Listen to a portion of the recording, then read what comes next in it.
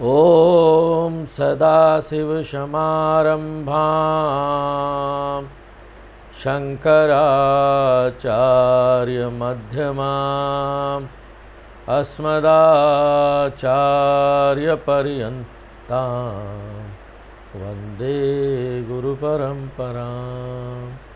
ॐ तो 14वें अध्याय में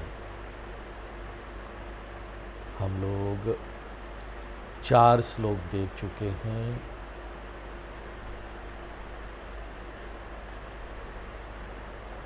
भगवान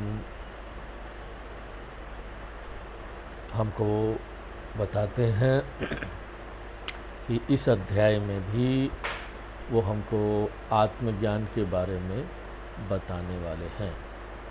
13वें अध्याय में भी आत्मज्ञान के बारे में बताया। ये अध्याय जो है वो भी आत्मज्ञान के बारे में है। तो उन्होंने पहले आत्मज्ञान की महानता की बात की कि किस तरह से ये ज्ञान हमको मुक्त कर देता है। इसलिए इस ज्ञान को समय देना, अध्ययन करना, ये सबके लिए जरूरी है। सभी कामों से ज़्यादा जरूरी है ये। तो शुरू में विषय के बारे में थोड़ा परिचय देने के बाद पहले 2 श्लोक में, तीसरे और चौथे श्लोक में भगवान ने सृष्टि बनने की प्रक्रिया के बारे में बात की। और ये जो उद्देश्य है सृष्टि बनने की प्रक्रिया, ये जो बता रहे हैं भगवान, इसका क्या उद्देश्य है? इसका उद्देश्य ये है, ये बताना कि सभी जो चीज़ यहाँ सृष्टि में बनी है, जो उत्पाद है, जो प्रोडक्ट है क्रिएशन में, हमको मिलाकर हम भी इस सृष्टि में एक उत्पाद ही है ना, एक प्रोडक्ट है हम इस सृष्टि में।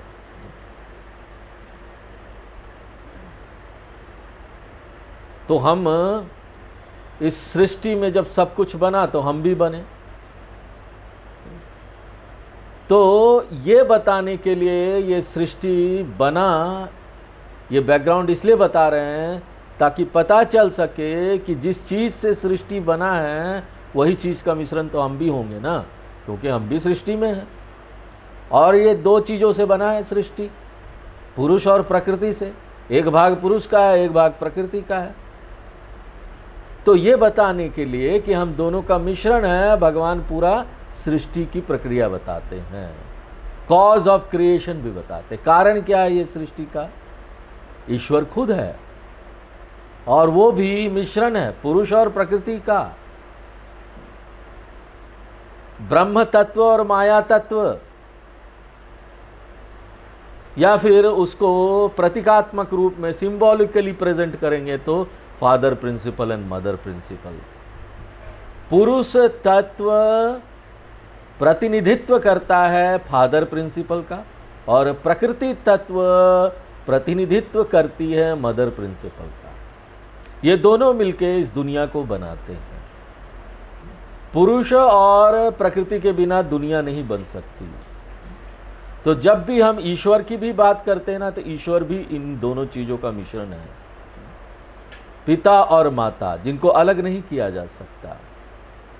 इसलिए देखिए पुराणों में भी आता है कि पार्वती जी को सेपरेट नहीं किया जा सकता परमेश्वर से, भगवान शिव से। क्यों? अर्धनारीश्वर। और लक्ष्मी जी को भी अलग नहीं किया जा सकता भगवान विष्णु से। क्यों?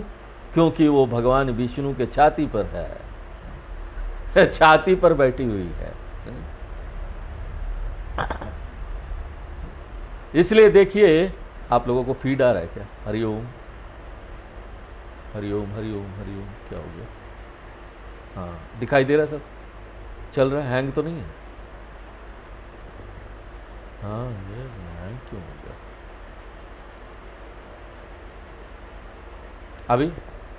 अभी ठीक है?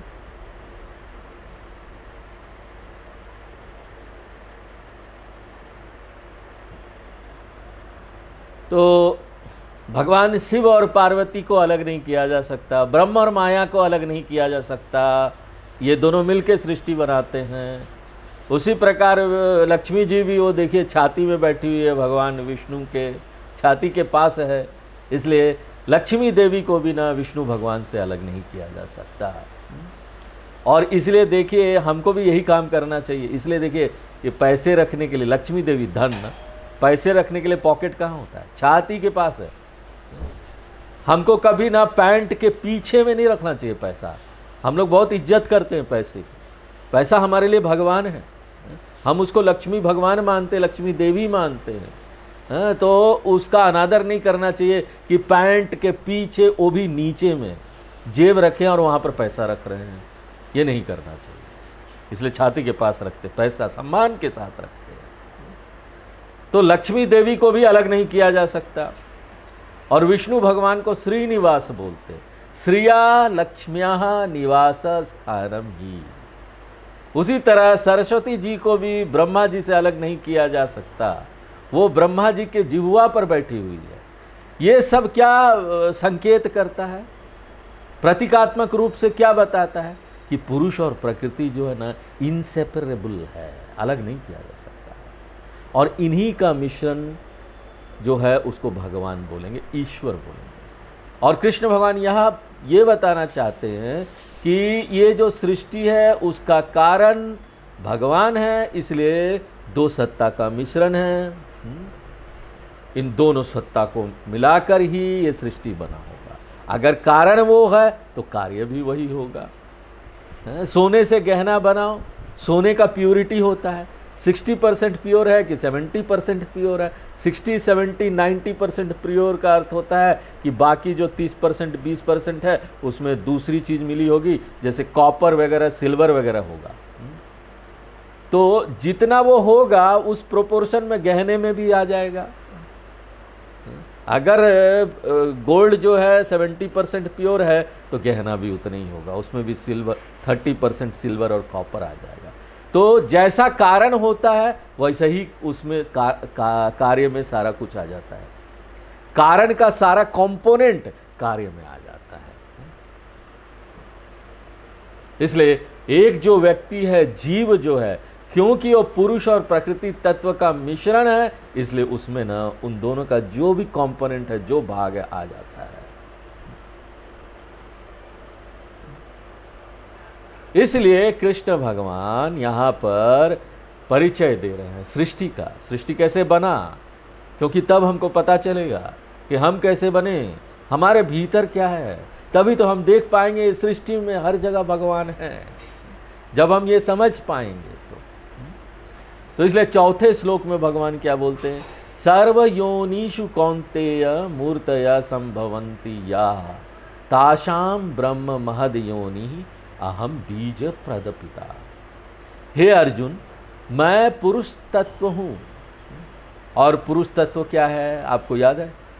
डेफिनेशन याद है, परिभाषा जो हमने दिया, निर्गुण, निर्विकार, सत्य, चेतन तत्व।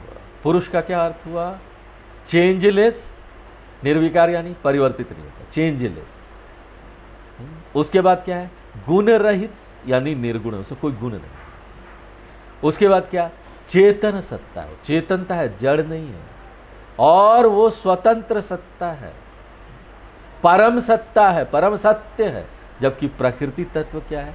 सगुण है, उसमें सारा गुण है, स्वीकार है, हमेशा चेंज होते रहता है, परिवर्तित होता है, मिथ्या है, अपनी स्वतंत्र सत्ता नहीं है, अचेतन है यानी कि जड़ है।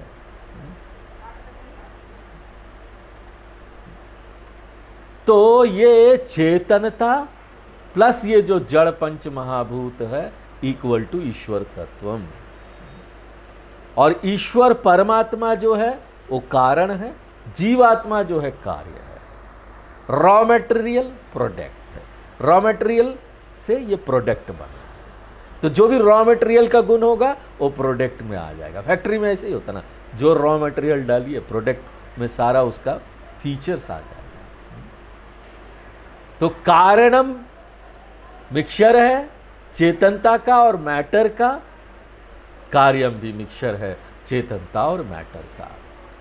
तो मेरे में भी दोनों है, इसलिए हमको ये बात समझना चाहिए कि ये दोनों का फीचर्स क्या है, लक्षण क्या है।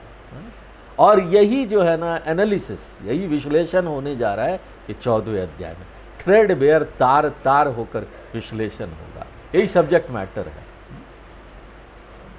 तो आपका ये स्वीकार लक्षण है, चेंजिंग फीचर है, और आपके अंदर निर्विकार लक्षण भी है, नहीं चेंज होने वाला भी कोई है।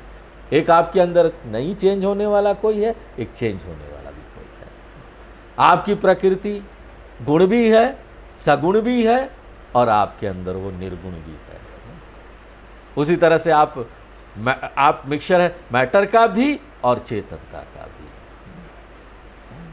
मिथ्या सत्ता का भी और सत्य सत्ता का भी, दोनों आपके अंदर है। इसलिए हमको ना थॉरली, बहुत अच्छी प्रकार से दोनों को अंडरस्टैंड करना पड़ेगा, और यही एनालिसिस, यही विश्लेषण यहाँ से शुरू होने जा रहा है। तो अब हम लोग 5 नंबर श्लोक पढ़ते हैं। सत्वं रजस तम इति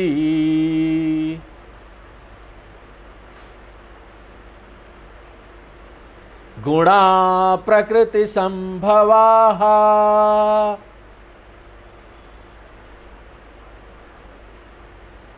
निबध्नन्ति महाबाहो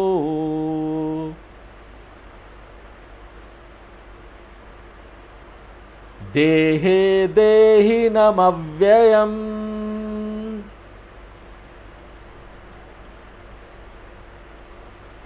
तो इससे पहले कि हम ना इस एनालिसिस में जाएं, इस विश्लेषण में जाएं, हम आपको यहाँ पर संक्षेप में एक बर्ड आई व्यू देना चाहते हैं कि ना यहाँ पर क्या होने जा रहा है। हमने आपको बताया कि भगवान जो है वो मिश्रण है चेतनता का और जड़ चीज का, पंचमहाभूत का। इसलिए हम सब लोग भी दोनों का मिश्रण है, मिक्सचर है, कॉन्शियसनेस और मैटर का मिक्सचर है हम लोग, क्योंकि हम लोग भी भगवान से बने हैं। और ये जो जड़ वाला चीज है एक व्यक्ति में, वो क्या चीज है? जड़ सत्ता क्या है? ये फिजिकल बॉडी है। Physical body is material in nature, ये प्रकृति तत्व का बना है।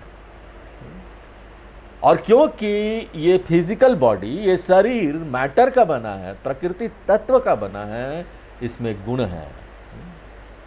इसलिए ये देखिए, मोटा होता है, पतला होता है, ज़्यादा खा लो मोटा हो गया, कम खा लो, कई दिन तक उपवास कर लो पतला हो जाएगा। कभी स्वस्थ होता है, कभी बीमार पड़ जाते हैं।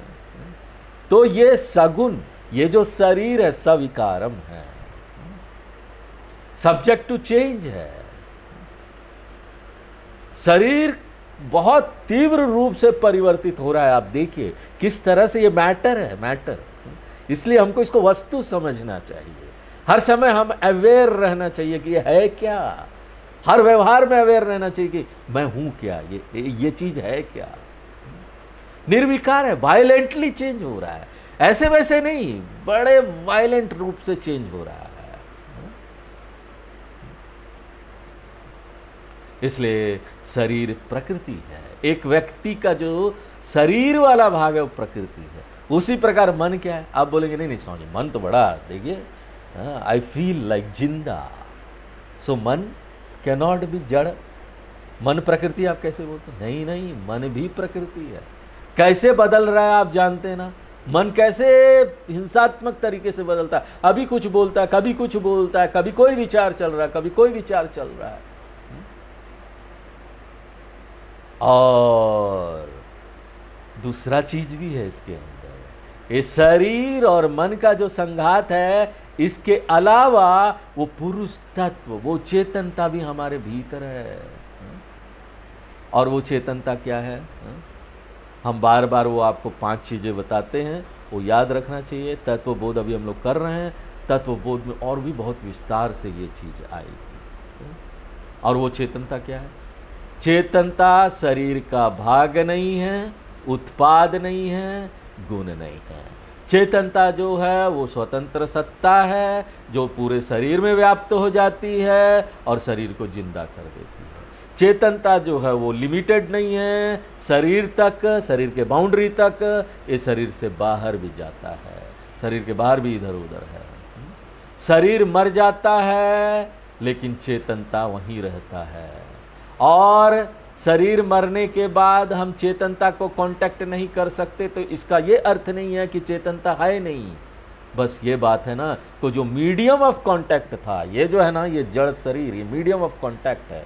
एक स्पेशल चीज, एक स्पेशल घर, एक स्पेशल गाड़ी भगवान ने बनाई है, इससे हम व्यवहार करते हैं। अंदर भीतर रहकर और राजा जी बाहर व्यवहार करते हैं। तो इसलिए हम ये नहीं बोल सकते कि ये नहीं है, चेतनता नहीं है। बस मीडियम चला गया ना तो पता नहीं कर पा रहे हैं। हमने आपको इसके लिए प्रकाश का उदाहरण दिया था, लाइट का, जो पूरे शरीर में व्याप्त है, शरीर को प्रकाशित कर देती है। इसी प्रकार से ये चेतनता हमारे शरीर के भीतर है और उसको न जिंदा कर देती है। ये पुरुष तत्व। और वेदांत में हम दो टेक्निकल शब्दों का उपयोग करते हैं, यहाँ पर हम उसको इंट्रोड्यूस करना चाहते हैं। शुद्ध चेतन सत्ता जो कि निर्गुण है, निर्विकार है, कोई परिवर्तन नहीं होता, इस चेतन सत्ता को हम लोग बोलते हैं साक्षी तत्व, witness principle, changeless witness principle, जो सभी चेंजेस को देख रहा है, witness of all the changes that is happening. अभी देखिए, मन बड़ा शांत है, यहाँ पर प्रवचन चल रहा है गीता का, मन शांत है,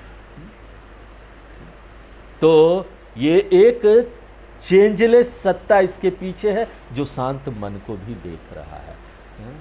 अगले क्षण मन अगर अशांत हो जाता है तो एक चेंजलेस सत्ता, नहीं चेंज होने वाला एक चेतन सत्ता उसके पीछे है जो देख रहा है कि मन अशांत हो गया है।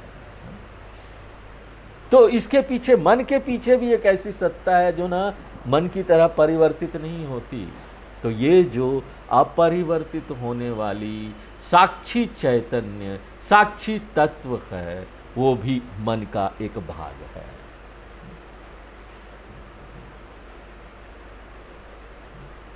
तो इसी को हम अपनी उच्च सत्ता बोल सकते, मेरी श्रेष्ठ प्रकृति, मेरी डिवाइन प्रकृति, दिव्य प्रकृति है। और उसके बाद यहाँ पर एक शरीर भी है, मन भी है जो कि जड़ है। शरीर अपने आप में जड़ है ना, क्यों? क्योंकि ये मैटर का बना है, पंचमहाभूत का बना है। It is a bundle of chemical, एक रसायन का बंडल है, गठरी बोलो इसको। 5 महाभूत का गठरी लेकर हम चल रहे हैं, जड़ सत्ता को लेकर हम चल रहे हैं। प्रकृति इसकी जड़ है, अपने आप में इसके अंदर चेतनता नहीं है, लेकिन क्योंकि वो चेतनता इसमें पूरा व्याप्त हो जाता है इसलिए जिंदा दिखता है, उधार लेता है उसे, अपना नहीं, अपनी प्रकृति इसकी नहीं है। अगर अपनी प्रकृति होती ना, तो देखिए जब शरीर मर जाता है वहीं पर पड़ा हुआ होता है तो उसमें चेतनता नहीं है ना, उसकी अपनी प्रकृति नहीं। अपनी प्रकृति होती तो वहीं रहता। जैसे अग्नि, अग्नि का अपना प्रकृति, अपना धर्म क्या है? गर्म रहना, जलना। अग्नि को आप अंटार्कटिका में भी ले जाएंगे ना, वहां भी वो गर्म ही रहेगी। तो यहां पर ये शरीर जो है ना, ये उधार लिया हुआ चेतनता लिया हुआ है। मेरा शरीर देख रहे हैं ना आप, शाइनिंग कर रहा है, यहाँ पर लाइट मार रहा है। इसलिए नहीं कि मेरे शरीर में अपना प्रकाश है, मेरा शरीर अभी शाइन कर रहा है, जिंदा है, बहुत कुछ बोल रहा है। क्यों? क्योंकि ये जो है ना प्रकाश पूरे शरीर में व्याप्त है, इसलिए शाइन कर रहा है, प्रकाशित कर रहा है। उसी तरह शरीर जड़ भी है, लेकिन ये जो चेतनता अंदर व्याप्त हो जाती है, जो उधार लिया हुआ जो चेतनता है, उसके कारण से ना ये बोलने लगता है, चलने लगता है, सब कुछ करने लगता है। जैसे गर्म पानी है, गर्म पानी गरम अपनी प्रकृति के कारण नहीं है। गरम पानी गरम है क्यों? क्योंकि ना उसमें ना नहीं दिखने वाला एक अग्नि तत्व समा जाता है। आप उसको अपने खुले आंखों से नहीं देख सकते। एक गर्म पानी रखा हुआ, ठंडा पानी, खुले आंख से देख सकते हैं कौन सा गर्म है कौन सा ठंडा है? नहीं, आपको उंगली डालकर देखना पड़ेगा। और उंगली डालकर जब देखेंगे तो एक पानी आपको गर्म मिलेगा और एक ठंडा मिलेगा। जो गर्म पानी है उसने अग्नि से, वो अग्नि तत्व, वो फायर प्रिंसिपल उधार लिया हुआ, उसकी अपनी प्रकृति नहीं है, वो गर्म है। धीरे धीरे वो ठंडा हो जाएगा, चले जाएगा। जो चीज उसका नहीं है उससे तो चले जाएगा, ठंडापन ही आ जाएगा उसमें। उसी तरह ये जो शरीर अभी जिंदा दिख रहा है ना, ये इसका अपना नहीं है, इसका इंट्रिंसिक नहीं है, इसकी प्रकृति नहीं है, इसकी आंतरिक प्रकृति नहीं है। ये तो बस उधार ले लिया है। उधार की चीज ज्यादा दिन नहीं चलती, वापस देना पड़ता है। संस्कृत में हम इसको क्या बोलेंगे? चिदाभास, प्रतिबिंबित चैतन्यम, रिफ्लेक्टेड कॉन्शियसनेस, प्रतिबिंब हो रहा है। तो ये सारा चीज जो है, हम लोग 2 बार तत्वबोध कर चुके हैं, अभी तीसरी बार भी चल रहा है तत्वबोध हमारा ग्रंथ। तो जो तत्वबोध ग्रंथ है उसमें हम बताए हैं कि मूल चेतनता एक चीज होती है। अभी संक्षेप में बता दे रहे हैं, उसमें बड़े विस्तार में हमने बताया। एक मूल चेतनता होती है, एक प्रतिबिंबित चैतन्य है, एक प्रतिबिंबित माध्यम है। मूल चेतनता मच बोलेंगे, प्रतिबिंबित चैतनता प्रच बोलेंगे, और प्रतिबिंबित माध्यम प्रम बोलेंगे। मच प्रच प्रम, संक्षेप में याद रखने के लिए। अभी ये शरीर में जो चेतनता है वो उधार लिया हुआ है, इसलिए ये शरीर जिंदा दिख रही है। ये प्रकृति है लेकिन एक जिंदा प्रकृति है। उसी तरह ये मन भी जो है ना, वो सूक्ष्म पंच महाभूत का बना है, सटल एलिमेंट का बना है। इसलिए मन भी ना जिंदा दिखता है, लेकिन ये जिंदा भी पनी कहां से लेके आ रहा है? उसी चेतनता से लेकर आ रहा है। बोरोड है, उधार लिया, उधार की चीज लोन ली हुई है, लोन की चीज चले जाएगी।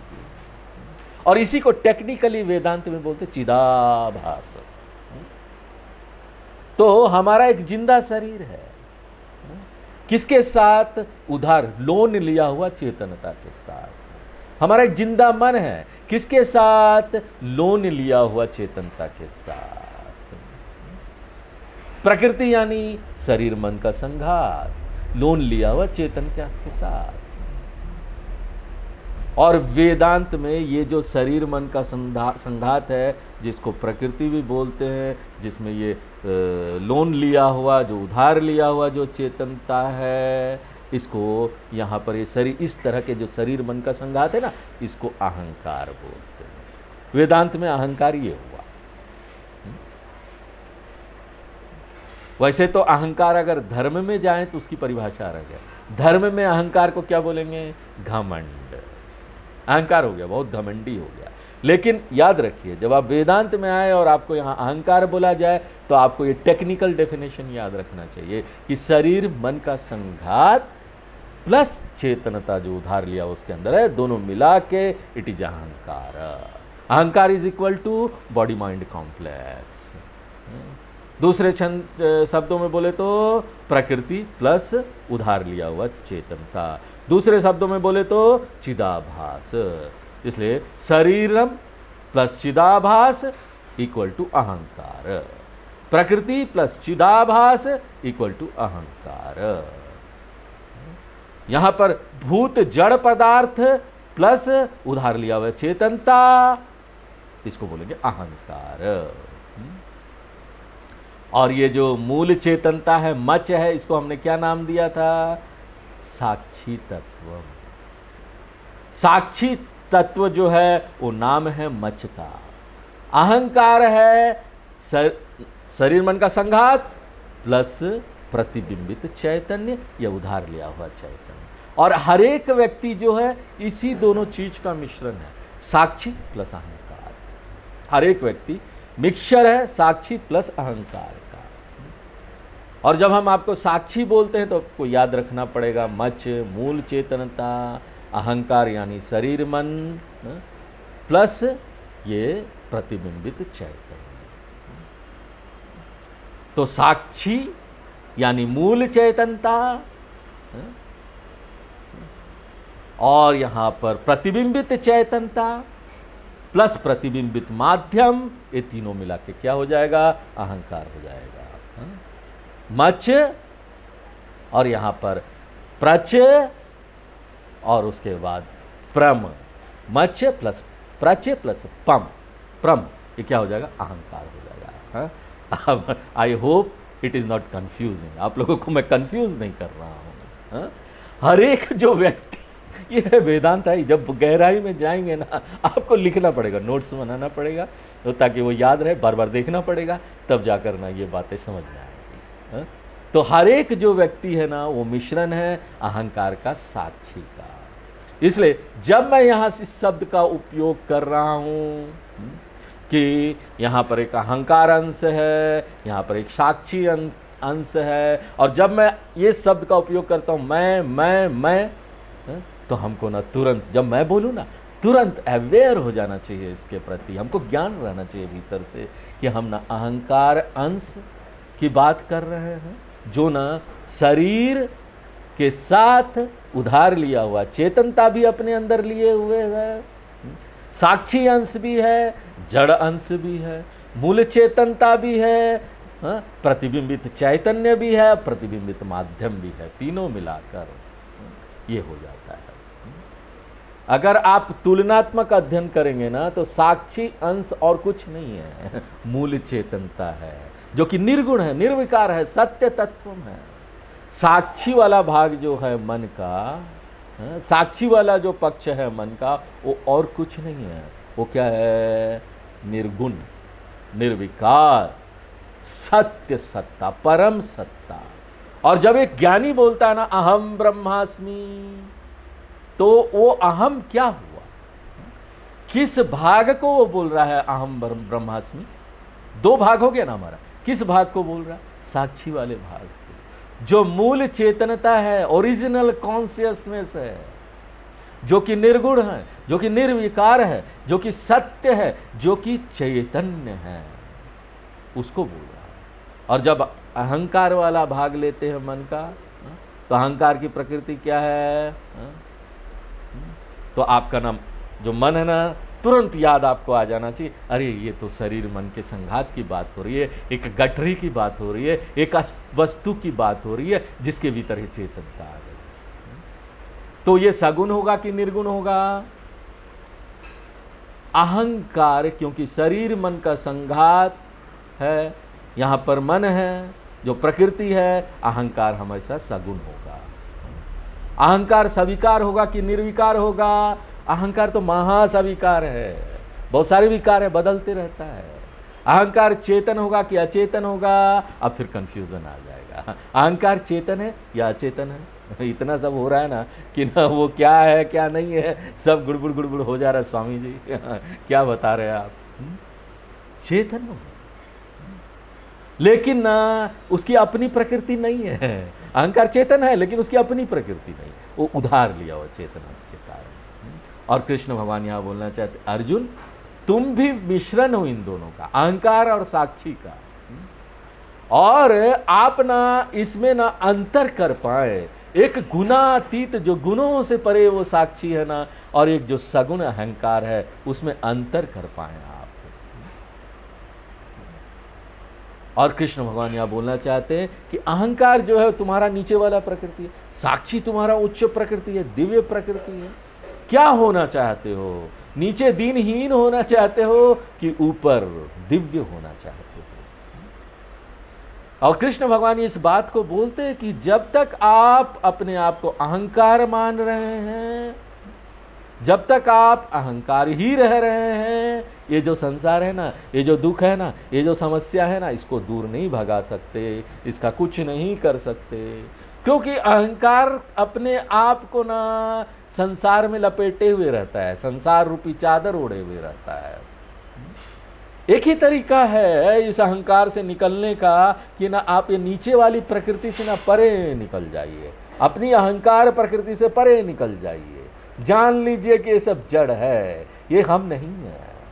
अपनी उच्च प्रकृति को ना अपना लीजिए, जिसको आज तक आपने छोड़ दिया था, त्याग दिया था, अनजाने में ज्ञान नहीं था, ज्ञान था। अब इस ज्ञान में आ जाइए कि हम तो यही है। अपने उच्च प्रकृति को, अपनी साक्षी प्रकृति को कि हम साक्षी चैतन्य हैं, इसको अपना लीजिए। और इसके लिए कृष्ण भगवान यहाँ बोलना चाहते हैं कि ना ये जो अहंकार है ना वो जहर है।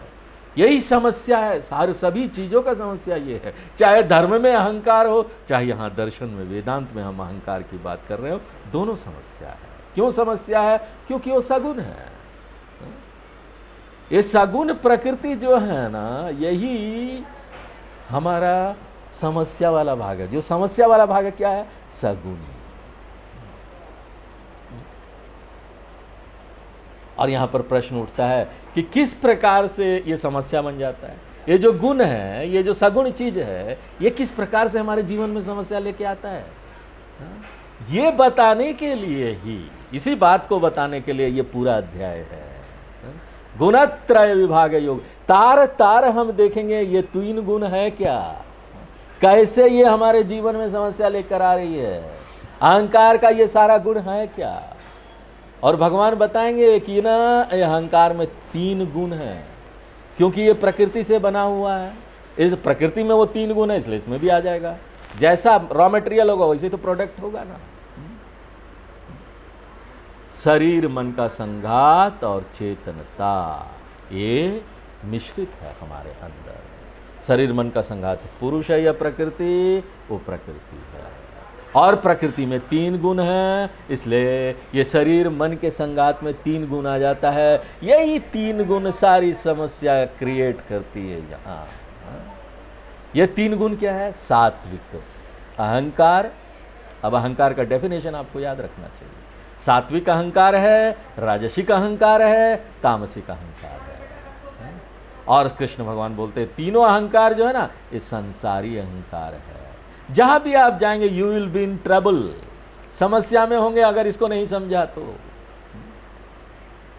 हर एक अहंकार आपको बांधेगी। ये तीनों गुण वाले जो अहंकार है ना, वो आपको बांध देगी। आप बंधे हुए से फील करेंगे, कभी फ्री नहीं फील करेंगे, ऊपर उड़ नहीं सकते हैं। सात्विक अहंकार भी बांधती है सत्व गुण से, राजसिक अहंकार भी बांधती है रजोगुण से, और तामसिक अहंकार भी बांधती है तमोगुण से। इसलिए कृष्ण भगवान हमको ना इन तीनों की प्रकृति बताना चाहते हैं, और ये बताना चाहते हैं कि किस प्रकार से ये तीनों गुण जो है ना एक व्यक्ति को बांधती है, और इन तीनों गुणों का लक्षण क्या है, एक व्यक्ति के अंदर क्या इंडिकेशन है जो ये बताए कि इन तीनों गुणों में से कौन सा गुण उनमें प्रधान है, और किस तरह से ये उनको बांधता है।